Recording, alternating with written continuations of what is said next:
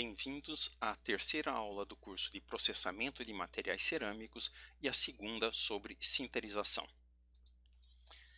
Nós estamos tentando responder a pergunta: o que acontece quando aquecemos um compacto verde? Para tentar responder essa pergunta, vamos observar o que acontece com duas esferas de vidro de 3 milímetros de diâmetro colocadas em um forno a 1000 graus. Depois de 2 minutos, essa é a imagem. Depois de 9 minutos, depois de 14 minutos e depois de 30 minutos. Quais foram as mudanças que podem ser observadas? De cara, dá para perceber que um pescoço se formou no ponto de contato entre as partículas. Olhando mais de perto agora as esferas a 2 minutos e a 30 minutos, outros aspectos ficam evidentes. Primeiro, o diâmetro do pescoço aumentou consideravelmente e os centros de curvatura das esferas se aproximaram. Por que essas mudanças acontecem? Sob o aspecto macro que a gente viu na aula passada, é a mudança de energia. E o que aconteceu aqui é a redução da área superficial. A área superficial, nesse caso, é menor do que esta área, e essa redução da área superficial representa uma diminuição da energia do sistema, que é a força motriz para que essa mudança aconteça. Na aula passada, nós vimos essa força motriz sobre o ponto de vista macroscópico, que é a redução da energia superficial. E essa redução da energia superficial se dá nesse sentido, que é a tendência natural, desde que as mudanças estejam disponíveis, ou seja, que haja uma energia de ativação para que essa força motriz possa efetivamente atuar. E é, no caso, a redução da área das interfaces de maior energia por unidade de área.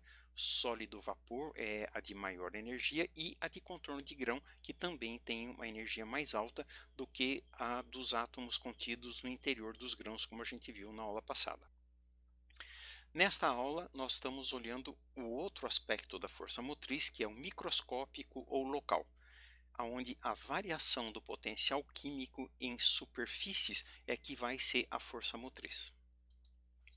Para entender isso, vamos olhar o efeito da curvatura da interface, ou como isso afeta a energia do sistema. Para entender isso, nós usamos então a equação de Young-Laplace.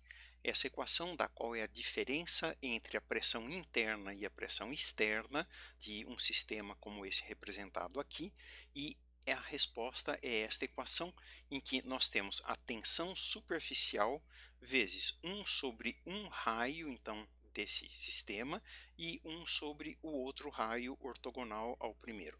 Então, essa seria a resposta.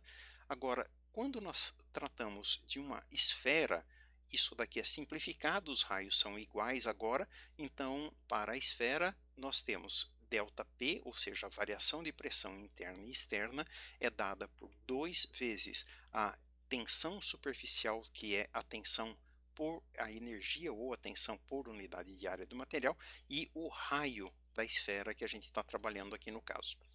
Se o raio da esfera diminui, a pressão aumenta. Quanto menor o raio de curvatura, maior a diferença de pressão dos dois lados de uma interface curva, seja ela um poro ou um contorno de grão. A diferença de pressão que a gente está observando aqui é a força motriz para que a interface se mova. Quando nós temos uma interface, como a representada aqui, se há uma diferença de pressão entre os dois lados dela, essa é a força motriz para que ela se mova. Para completar o entendimento dessa equação de Young-Laplace, eu recomendo que vocês assistam esse vídeo que nós disponibilizamos no Google Drive para vocês. Ele é muito interessante, vale a pena vocês olharem. Efeito da curvatura da interface.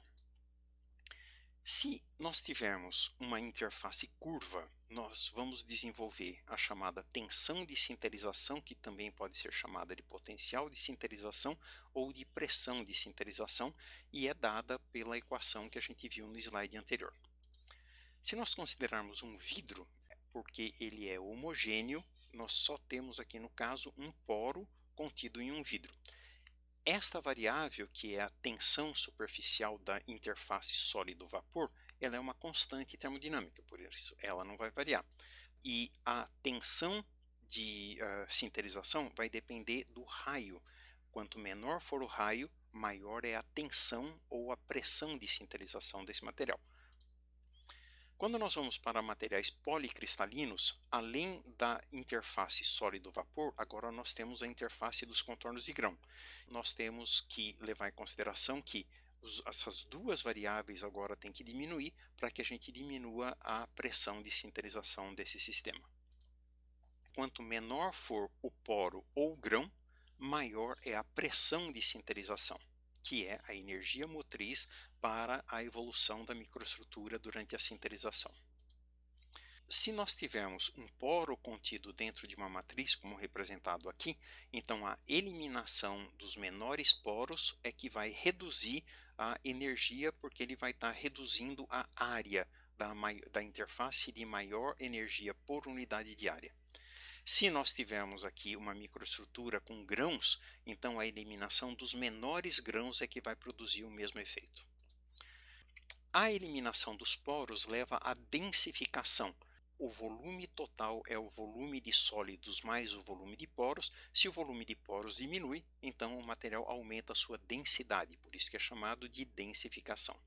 Por outro lado, se nós eliminamos os menores grãos, nós aumentamos, então fazemos o chamado crescimento de grão do tamanho médio dos grãos.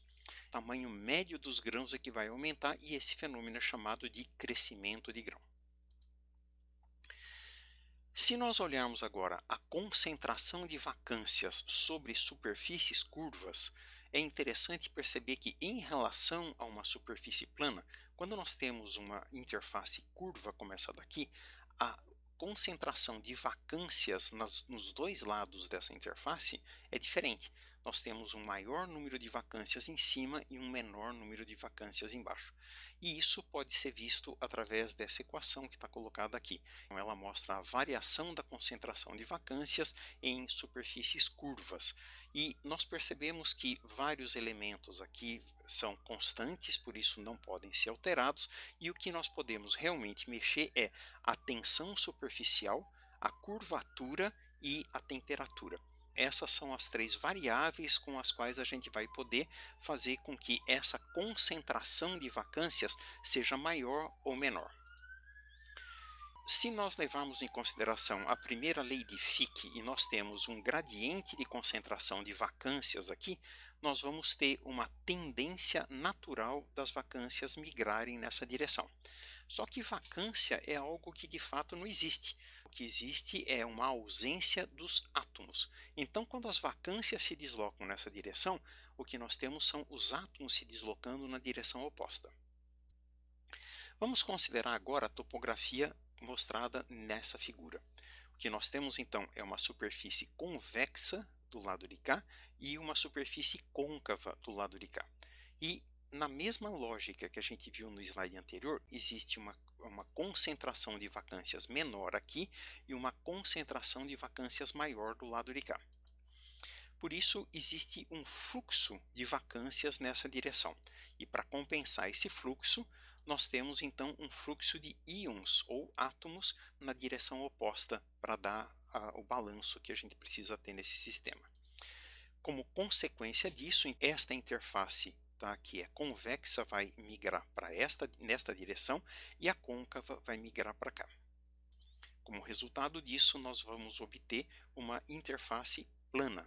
Olhando agora como é que essa difusão, tanto das vacâncias quanto dos átomos, acontece, olhando essa figura esquemática aqui em que a gente tem a representação, dá para perceber, é a mesma fase aqui e aqui, ou seja, são os mesmos átomos, e nós temos uma interface curva. Como essa interface vai se mover? Como representado pelas setas aqui, os átomos que estão aqui vão entrar dentro das vacâncias que estão depois na outra parte então do contorno de grão, na parte de cima do contorno de grão. Os átomos então deste grão vão usar as vacâncias que estão colocadas aqui e vão migrar para cá. Isso pode dar uma falsa impressão de que, na realidade, o contorno de grão caminha nesta direção, ou seja, os átomos estão se movendo aqui e o contorno de grão está avançando para cá. E não é isso que acontece. Se nós considerarmos aqui que está o contorno de grão, quando estes átomos que estão obedecendo à orientação cristalina desta parte, deste grão, passam para o lado de lá do contorno de grão, eles passam a obedecer ao arranjo dos átomos neste grão. Então, na realidade, este grão está diminuindo e este grão está aumentando. Ou seja, este grão está vindo para cima deste grão. E o contorno de grão, na realidade, vai se mover. As vacâncias se movem para cá e os átomos se movem para lá. O contorno de grão como um todo se move nesta direção. Nós começamos a perceber que existe uma tendência que é toda interface curva tende a se mover na direção do seu centro de curvatura. A hora que a gente entende isso, nós vamos entender muitas das mudanças que acontecem na evolução da microestrutura durante a sinterização. Sob essa ótica, quando nós olhamos agora o que aconteceu com as esferas a 2 minutos e com as esferas a 30 minutos, dá para perceber que nós temos uma interface do lado de cá, que é uma interface convexa, e aqui uma interface côncava. Então, sob esse ponto de vista, a tendência natural desta parte da esfera é vir para dentro e dessa é crescer. O resultado dessas ações é que deu origem a essa mudança de formato aqui. Voltando a um slide que a gente usou na aula anterior, sobre a evolução da microestrutura durante a sinterização, nós vimos que o objetivo de estudar a sinterização é controlar as propriedades do produto final através do controle da sua microestrutura. E nós tínhamos três aspectos para conseguir fazer com que isso funcionasse. Então, um era compreender como se dá a evolução da microestrutura durante a sinterização. O segundo é identificar as variáveis envolvidas em cada uma delas e como cada uma delas afeta a evolução e ajustar as variáveis para que produza a microestrutura desejada. Então, se nós temos uma microestrutura desejada, já determinamos quais são essas características sobre o ponto de vista de tamanho dos grãos e porosidade, agora cabe ajustar as condições de fabricação no que se refere às características do pó, aos processos de conformação e as condições de conformação, as características do compacto verde, as condições de queima e sinterização e, eventualmente, o acabamento desse material. Fica como tarefa para vocês. Com base no conteúdo abordado nesta aula e nas anteriores, responda ao item acima destacado em amarelo. Ou seja, identifiquem quais são as variáveis envolvidas e como cada uma delas afeta essa evolução.